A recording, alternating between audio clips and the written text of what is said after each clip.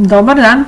Danas ćemo govoriti o udaljenosti točke od pravca i vidjeti kako ćemo izračunati jednadžbu simetrale kuta kojeg određuju dva pravca. Za zadani pravac P i neku točkicu T moramo prvo definirati što je tu u stvari udaljenost točke od pravca. Ja mogu tu udaljenost računati na razne načine, no međutim, dakle, definiramo udaljenost kao najkraću od svih udaljenosti točke T i neke točke pravca, a najkraća će biti ukoliko je ovaj kut pravi. Dakle, kako u stvari se definira udaljenost točke i pravca? To je udaljenost te točke i točkice T crtano koja se nalazi na pravcu i to takve da je pravac T crtano okomit na P. Samo malo razmisliti zašto je baš najkraća od svih ovih udaljenosti ova koja ide pod pravim kutom. Kako bi to obrazložili? Ako usporedite recimo ovu udaljenost sa ovom. Naravno da je očito, ali nekako obrazloženje matematičko bi bilo dobro imati. Jel?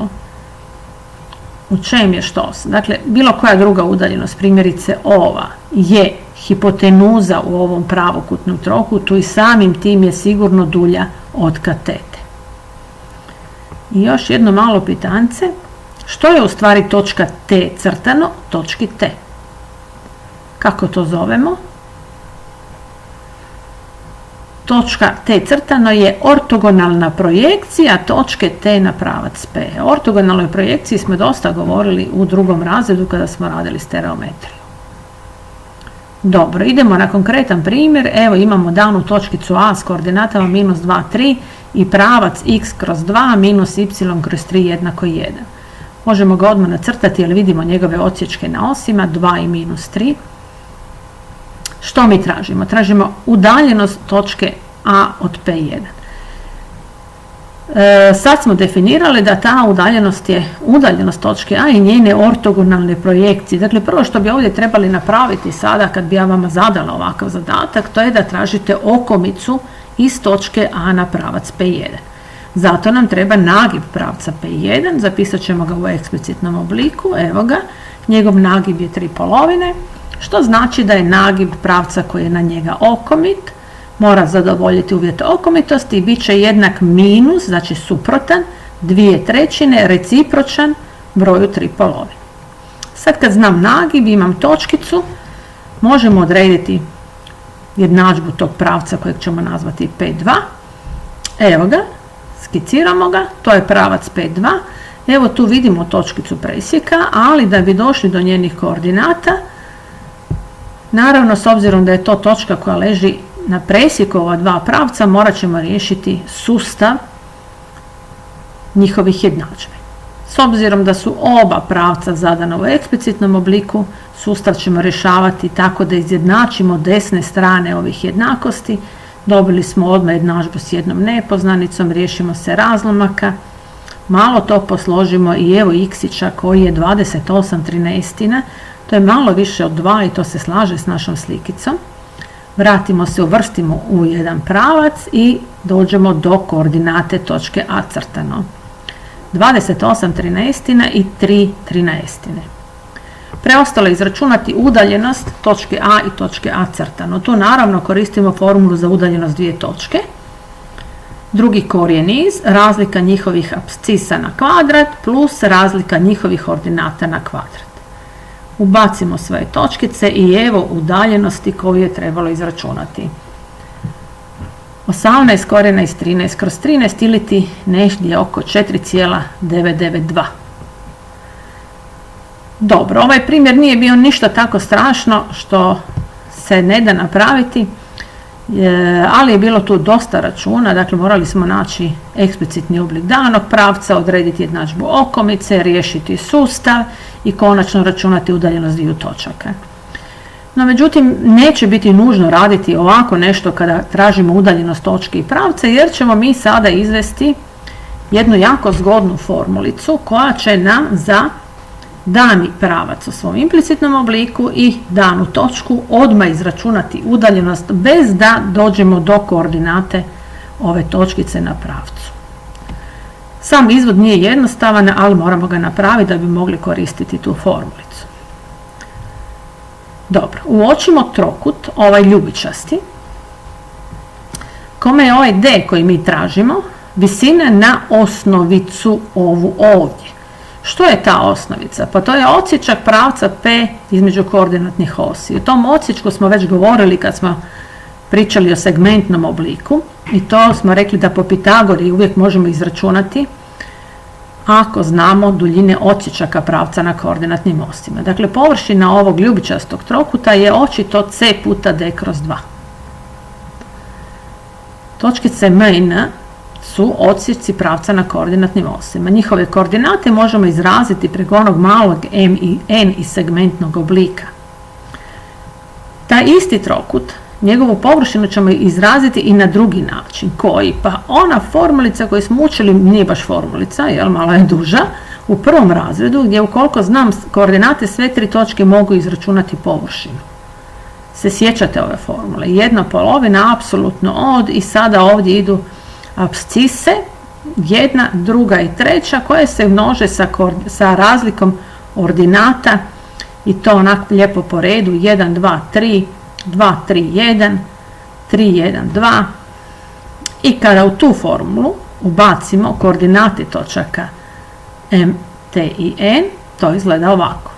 Malo to sredimo, vidimo tu neke nulice i dobijemo ovo.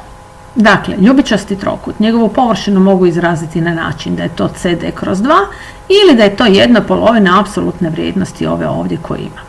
Izjednačit ćemo te dvije površine i izraziti D koji nama treba.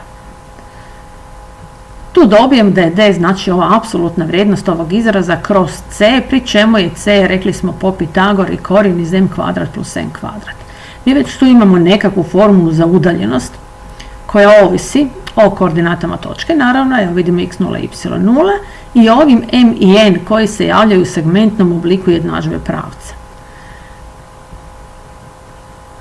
Krenimo sada od implicitnog oblika jednadžbe pravca. Evo ga, prebacit ćemo ga u segmentni oblik, pročitati njegov m i n i njega uvrstiti u ovu formulicu za udaljenost gdje smo malo prije stali. Dakle, ukoliko ovaj m i n ubacimo u formulicu za udaljenost, to trenutno izgleda ovako. Izgleda dosta komplicirano, no međutim da se ovo srediti, dole ćemo iskvadrirati ove dvije zagradice, tu će se gore pojaviti c kvadrat i c kvadrat, zajednički faktor, možemo ga izlučiti i može ići van korijena. Gore također imamo zajednički faktor c, izlučimo ga, on će se skratiti. Trenutno imamo ovo, preostalo još svesti na zajednički nazivnik i brojnik i nazivnik. Taj nazivnik je AB, pa nakon tog sređivanja se i on krati. I konačno, formula za udaljenost točke i pravca izgleda ovako. Ako vam se i to čini malo predugačko, ona se u stvari vrlo lako pamti, pokažemo kako. Evo, pogledajte. Ako imate pravac zadan u implicitnom obliku i neku točkicu, tada je udaljenost. Naravno, razlomačka crta, gore ide apsolutna vrijednost da bi dobili ne negativan broj, unutar apsolutnih vrijednosti. Kao da prepisujete implicitni oblik jednadžbe pravca, odnosno ovu lijevu stranu jednakosti, pogledajte ax plus by plus c, ali umjesto x i y pišemo koordinate točkice do koje računamo udaljenost. I sve to kroz drugi korijen iz a na kvadrat plus b kvadrat. Dakle, formula koju ćete nakon dva primjerčića zapamtiti sigurno bez problema. I idemo odmah na onom prvom primjeru gdje smo već izračunali tu udaljenost, ali smo ju računali tako da smo tražili okomicu, ortogonalnu projekciju i tako dalje. Sad tu istu udaljenost izračunati pomoću ove formulice koju smo sad naučili. Pravac koji nam je zadan u ovom obliku pretvorit ćemo u implicitni oblik, evo ga, i samo uvrstiti formulu za udaljenost i točkicu a koja nam je zadana. I odmah dolazimo do odgovora na pitanje da je tražena udaljenost 18 korijena iz 13 kroz 13. U jednoj crti bez ikakve muke, dok smo se tamo u prvom primjeru poprilično namučili dok smo došli do ovog istog odgovora. Dakle, zaključimo, ukoliko tražimo samo udaljenost točke i pravca, naravno koristimo ovu novu formulicu koju smo naučili. Onu priču sa okomicom ćemo raditi samo ukoliko baš trebamo doći do koordinate ove točkice iz nekog razloga. Primjer broj 2. Dvije stranice pravokutnika leže na pravcima x plus 3y minus 3 jednako 0 i 3x minus y plus 1 jednako 0. 1 je vrh pravokutnika u točki A72, koliko je površina pravokutnika. Dakle, zadana nam je točka, površina pravokutnika znamo da je umnožak stranica, idemo nacrtati pravce koje znamo. Ovdje se lijepo vide ove dvije točkice kada u jednadžbu pravca stavimo x0 i y0 gdje pravac prolazi.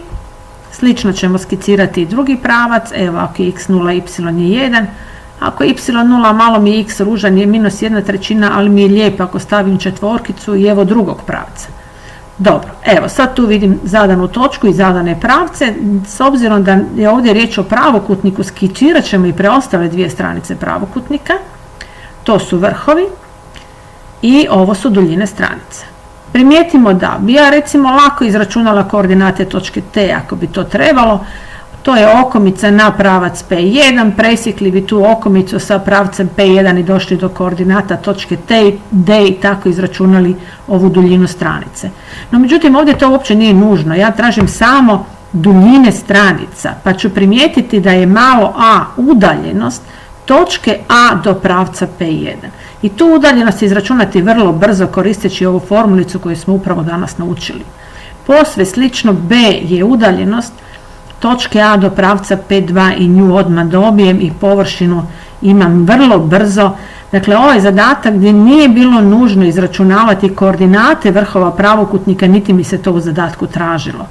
I trebalo je samo doći do površine, a površina ovisi o ovim udaljenostima vrha pravokutnika od preostala dva vrha pravokutnika. Dakle, voditi računa o tome da li u zadatku tražimo samo udaljenost ili nam baš treba neka koordinata točke. Primjer 3. Odredite jednadžbu pravca paralelnog s pravcem x plus 3y minus 3 jednako 0 i od njega udaljenog za korijen iz 10. Nacrtat ćemo opet pravac koji nam je zadan. I sad radimo skicu. Mi tražimo pravce koji su s njim paralelni, ne znamo gdje su, naravno, povući ćemo ovako. Primijetite da imamo jednog s druge strane, ali ono što mora vrijediti to je da su ove udaljenosti korijen iz 10. I baš preko te udaljenosti mi ćemo i doći do njihovih jednadžbi. Dakle, kažemo, neka je točkica T bilo koja točka na pravcu P2. Kako ne znam njene koordinate, označit ćemo i sa x, y. Što ona mora zadovoljiti, ta točkica T? Ona mora biti udaljena od pravca P1 za korijen iz 10. Uvrstimo formulu za udaljenost točke T i pravca P1. Evo je. Malo samo sredimo i to izgleda ovako. Što vrijedi za tu udaljenost? Pa ona je jednaka korijen iz 10. Riješim se razlomaka i piše ovdje da je apsolutna vrijednost ovog izraza 10, iz čega ja zaključujem da on može biti 10 ili minus 10. Naravno, razdvojim ta dva slučaja, malo sredim i evo jednadžbi pravaca koje sam tražila. To su pravci P2 i P3. Lijepo vidimo da su oni stvarno svi paralelni. Pogledajte ovaj x plus 3y, x plus 3y i x plus 3y u sva tri pravca. I njihova udaljenost od danog pravca je korijen iz 10, jer na taj način smo i došli do njihovih jednadžbi.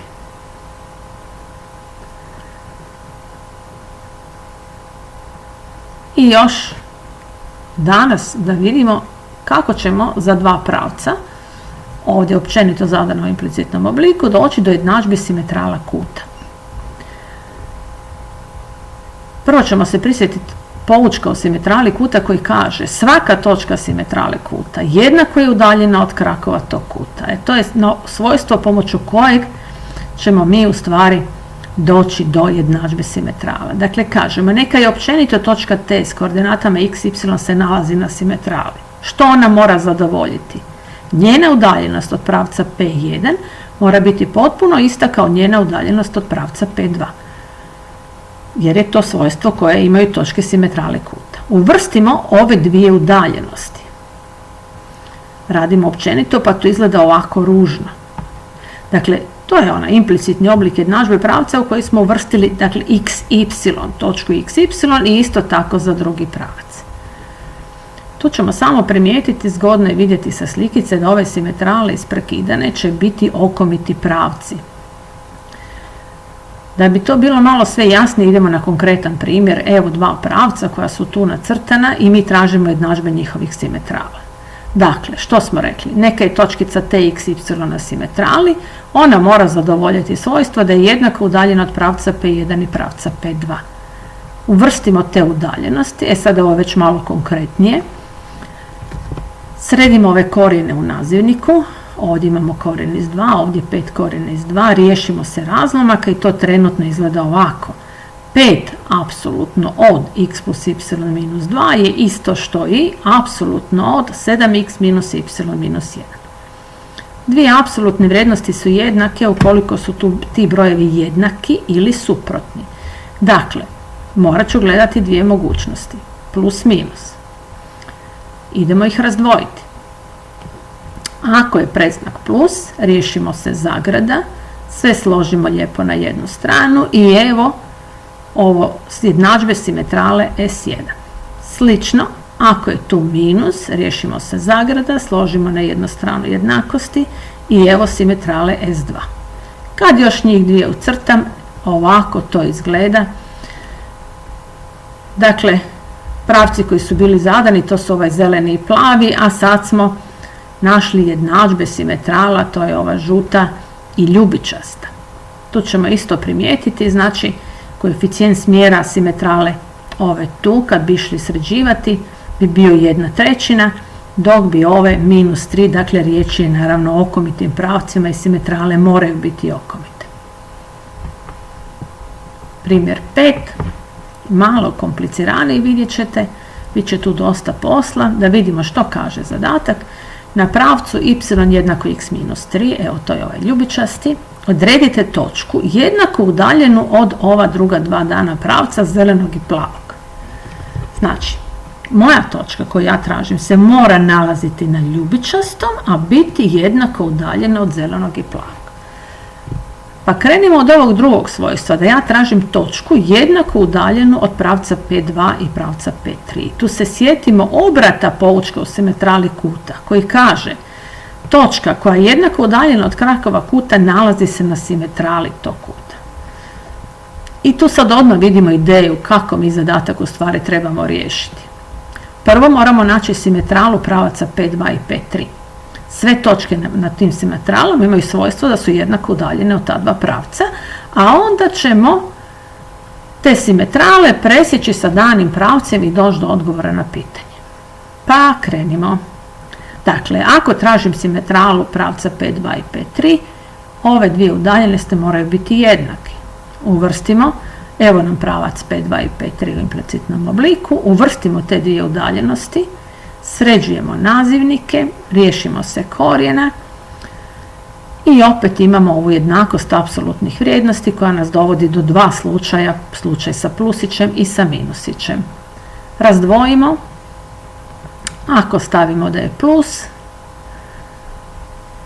dolazimo do jedne simetrale.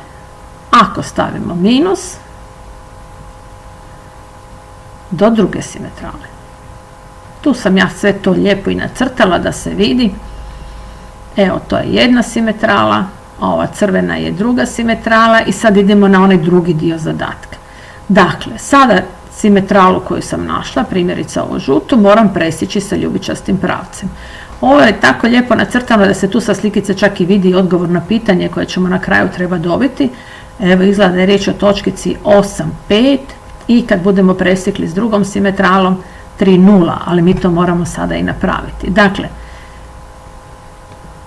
pravac P1 ćemo presjeći sa simetralom S1 koju smo našli i taj presjek označiti sa točkicom A. Znači, rješavam ovaj sustav koji odmah mogu oduzeti, dobijem y je 5, vratim se, x je 8 i evo ga, sve se slaže, točka A ima koordinate 8, 5. Idemo na drugu simetralu koju ćemo presjeći sa pravcem P1. Rješavamo sada ovaj sustav. Tu mogu odmah zbrojiti jednakosti, naći x, vratiti se, naći y i evo točkice B. Evo, time smo riješili primjer broj 5, bilo je tu posla, ali srećom, evo, lijepi su brojevi i odgovor na pitanje u zadatku su točkice A i B koje smo izračunali. Za kraj domaća zadaća, 4 zadatka koja ćete riješiti nacrtati naravno. I pozdrav od mene za danas.